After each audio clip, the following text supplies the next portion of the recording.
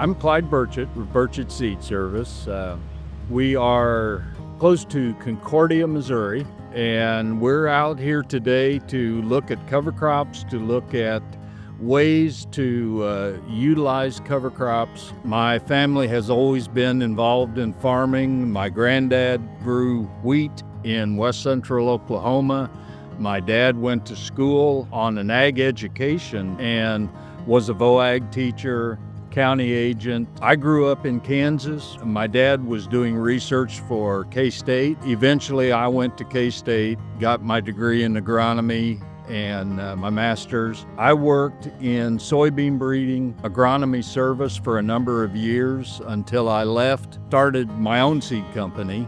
And so I've been working with farmers like Josh in agronomy crops, corn, soybeans, wheat, alfalfa, that sort of thing. Several years ago, we got very interested in cover crops and more diversification. We choose our pests, we choose our diseases, we choose so many of the things that we have to fight based on our management. When we can throw a monkey wrench in the pests area, we can keep them confused, and we can do a better job raising crops by keeping our pests confused. And cover crops is a real opportunity to do that. A lot of things that we think that is just a great idea, our grandparents and great-grandparents, that's how they grew up farming. I found a lot of the early adopters in cover crops and what we call regenerative ag, that's just the way they farmed. That was the tools that they had. Over the last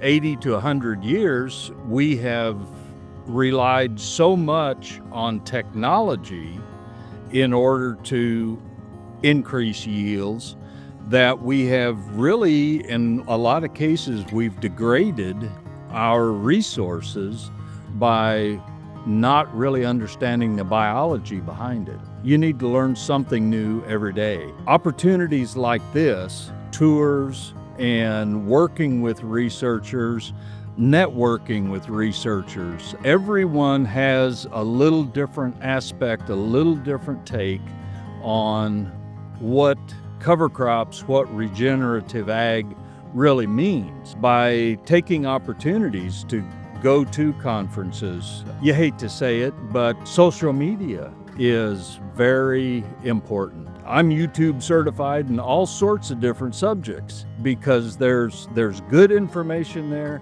and there's some that's not so good. So we have to be able to pick through and see what information has value to us and what will work in our area and what won't. Sometimes we just have to try different things. I would say some of the most common cover crops are grasses, legumes, and brassicas. The legumes are, I think, critical because that brings a diversity into the grass. It brings nitrogen into the life cycle, and it's going to be critical not only have the carbon from the grass but the nitrogen from the legumes to provide an environment for the soil microbes. The lack of attention to soil microbes is really one of the biggest challenges that we have. We know an awful lot about soil texture, we know a lot about soil structure, we know a lot about soil chemistry, but we don't understand a lot about soil biology yet. And that's where we want to wind up. For a lot of particularly younger farmers, this is something new and different. Unfortunately, they see it almost as in competition with their row crop. I had one farmer tell me, I don't want to plant a crop that I'm never going to harvest. But what we have to try to show to him is that there's more than one way to harvest a crop. It's not you just don't run a combine through it. Josh is going to talk about, running animals through it. The other thing is that we can also harvest it through the soil biology. All of those things are setting us up for success in the future. So cover crops are a long-term investment. It's not something that you jump in and jump out of. It's not speculation. It is an investment. One of the things that really concerns me is that we've lost more than 50% of our topsoil in a lot of areas. And of the remaining topsoil, we've lost upwards of 75% of the organic matter. Our resilience of the soil has really suffered because we haven't paid attention to a more holistic type of agriculture. I would recommend that farmers try cover crops because, again, the soils are our most valuable resource. That is how we survive. And if we don't take care of the soils, we're going to seriously limit our quality of life. It's good stewardship.